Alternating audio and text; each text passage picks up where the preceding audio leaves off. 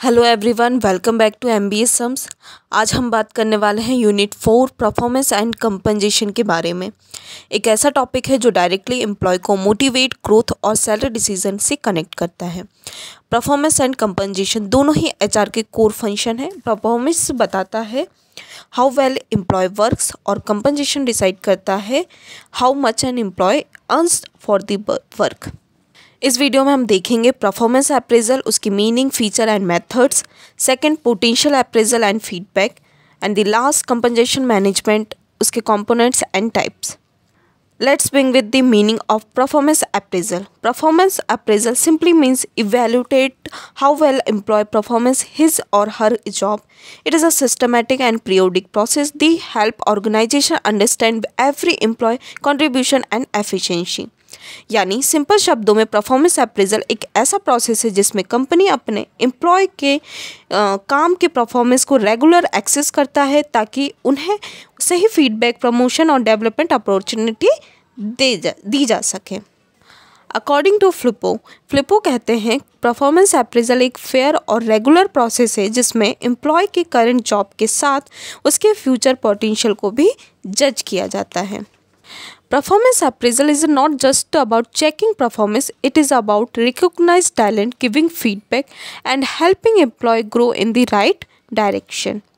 Now that we know the meaning, let's move on the feature of performance appraisal.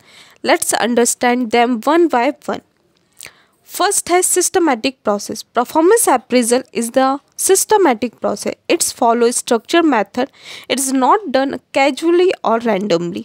यानी यह एक plan process होता है जिसमें हर एम्प्लॉय को एक फिक्स्ड पैटर्न के बेसिक पर इवेलुएट किया जाता है। Second, regular and periodic.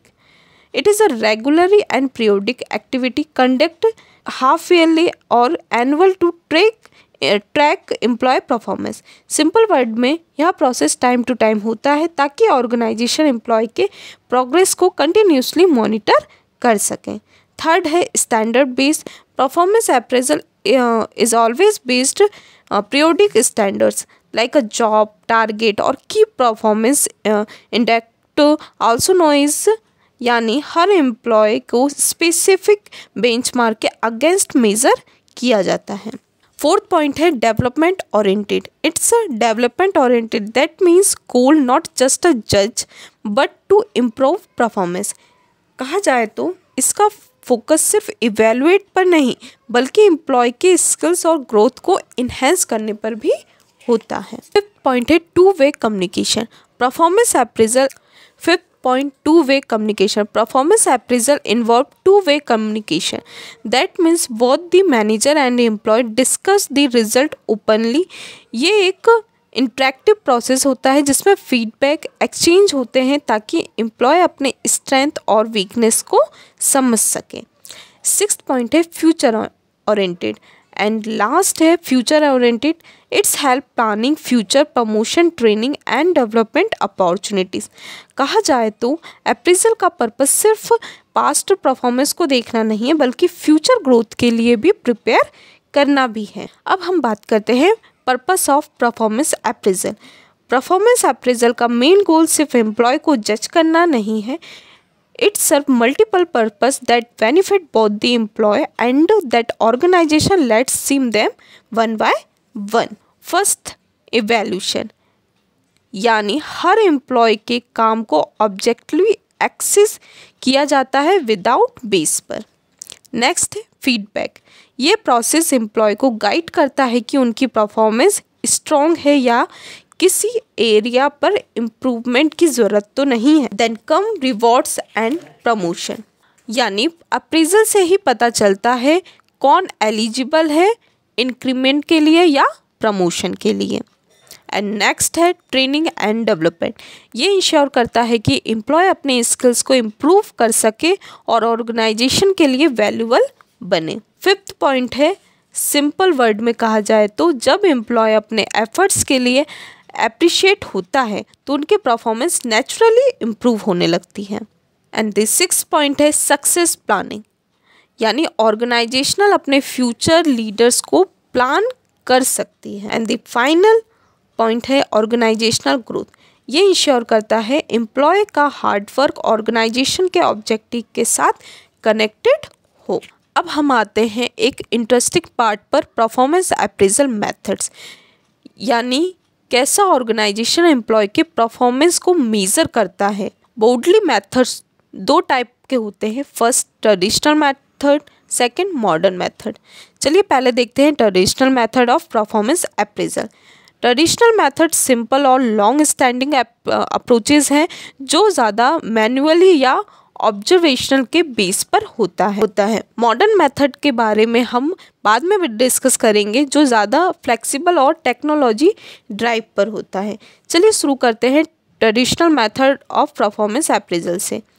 ये पुराने और क्लासिक ट्रिक है जिसमें काफ़ी समय से एम्प्लॉय परफॉर्मेंस को इवेलुएट करने के लिए यूज़ किया जाता है। आइए देखते हैं इसके पॉइंट। फर्स्ट पॉइंट है कॉन्फिडेंशियल रिपोर्ट, मतलब गोपनीय रिपोर्ट। पहला मेथड है कॉन्फिडेंशियल रिपोर्ट। इसमें रिपोर्ट में तुरंत सुपरवाइज़र द्वारा सीक्रेटली प्रिपेयर किया जाता है। ये मेनली एम्प्लॉय के बिहेवियर, डिसिप्लिन और कैरेक्टर पर फोकस करता है। ये मेथड ज़्यादातर गवर्नमेंट सेक्टर में यूज़ किया जाता है एम्प्लॉय के ओवरऑल कंडक्ट इवेलुएट करने के लिए।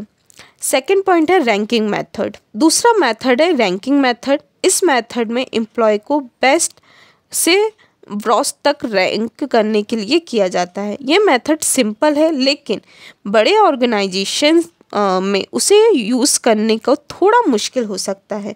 ये छोटी टीम्स के लिए इफ़ेक्टिव है, लेकिन बड़े ग्रुप्स के लिए थोड़ा चैलेंजिंग है। तीसरा मेथड है पेयर्ड कंपैरिजन मेथड। इसमें हर एम्प्लॉय के परफॉर्मेंस के दूसरे के साथ पेयर में कंपेयर किया जाता है, फिर टोटल कंपैरिजन के बेसिक पर फाइनल रैंकिंग डिसाइड होती है। यानी हर एम्प्लॉय के परफॉर्मेंस सबके साथ कंपेयर करके ये डिटरमाइट किया जाता है कि कौन ज़्यादा परफॉर्मेंस कर सकता है। Fourth is a checklist method. इस मेथड में सुपरवाइज़र के साथ एक लिस्ट ऑफ स्टैंडर्ड्स होती है, एम्प्लॉय के ट्रांजिट और बिहेवियर के बारे में होती है। सुपरवाइज़र हर स्टेटमेंट के अगेंस्ट यस या नो मार्क करता है, यानी हर एम्प्लॉय के असेसमेंट एक सिंपल चेकलिस्ट के थ्रू होता है, जिससे इवैल्यूएशन इजी और सिस्टमेटिक बन जाता है। नेक्स्ट मेथड है ग्राफिक रेटिंग एंड स्केल। ये सबसे वाइडली यूज्ड मेथड है। इसमें एम्प्लॉय को अलग अलग स्केल पर रेट किया जाता है, जैसे 1 to 5 एक्सलेंट या पुअर तक। Include punctuality, team work, efficiency and more. यानी सुपरवाइज़र हर तरीके से इंडिविजुअल रेट करता है और ओवरऑल परफॉर्मेंस डिसाइड होता है। अब देखते हैं मॉडर्न मेथड्स। फर्स्ट पॉइंट है मैनेजमेंट बाय ऑब्जेक्टिव, यानी MBO। इस मेथड में मैनेजर और एम्प्लॉय मिलकर गोल सेट करते हैं और अप्रेजल और गोल के अचीवमेंट पर बेस्ड होती है। ये मेथड एम्प्लॉय पार्टिसिपेशन और अकाउंटेबिलिटी को इनकरेज करता है।